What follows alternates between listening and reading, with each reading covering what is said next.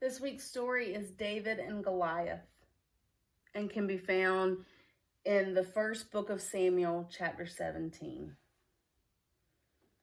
David was the youngest son of the 8 sons of Jesse, and he watched his father's sheep and played the harp.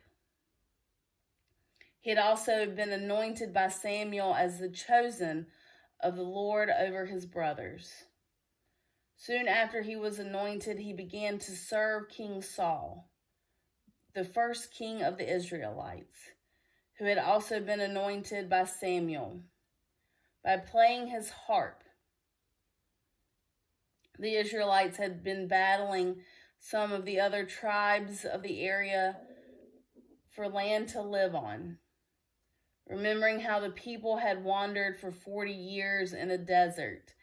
And although they had finally reached the promised land, there were people already there. So they fought the other tribes of people who lived there to claim the land that had been promised. One such tribe was the Philistines, whom the people had battled several times.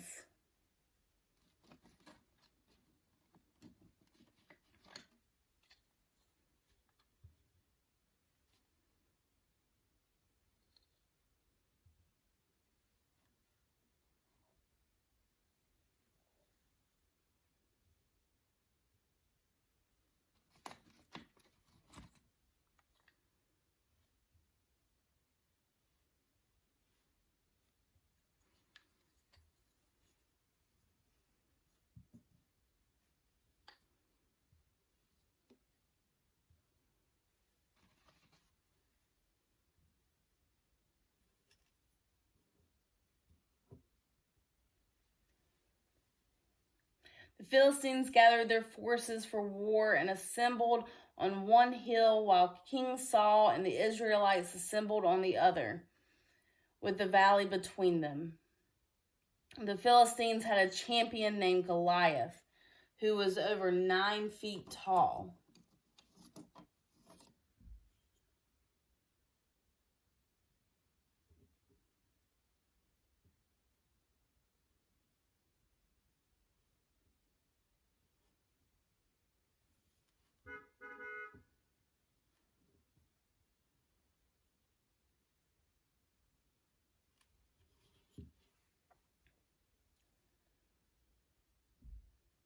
He had a bronze helmet and a coat of bronze scale armor that weighed 5,000 shekels, which is approximately 125 pounds.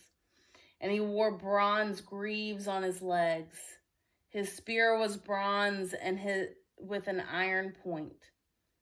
Goliath came out and shouted a challenge to the ranks of Israel.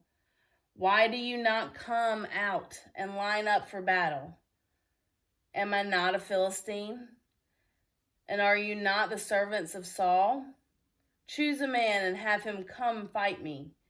If he is able to fight and kill me, we will become your subjects.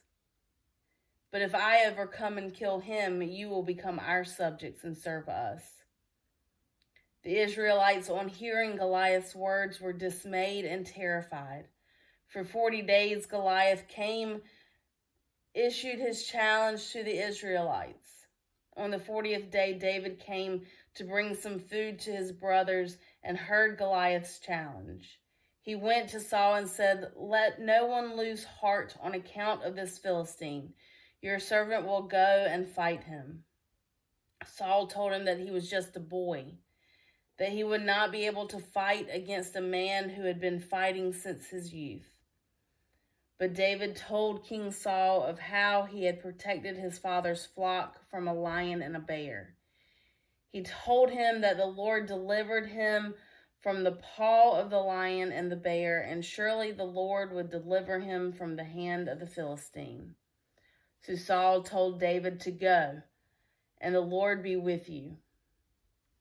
Saul outfitted David in his own tunic and a coat of honor and a bronze helmet. But it was too heavy and awkward for David, who was not used to such things. So David removed them.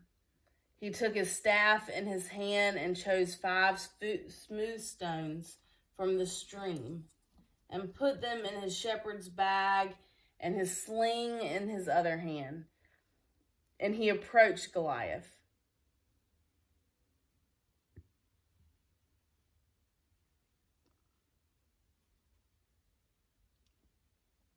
Goliath laughed at seeing David was only a boy.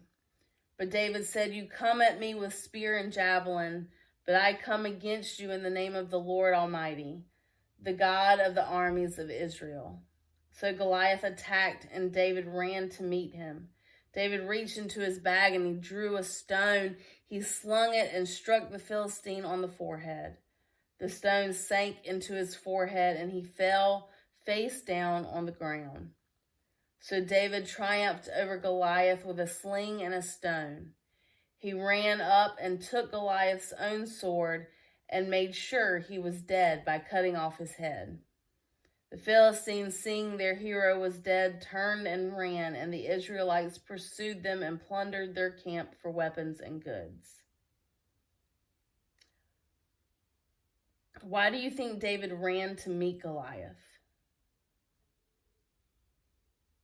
What does this teach us about facing our fears? Is it easy to face things that are bigger than ourselves? People who are older than ourselves?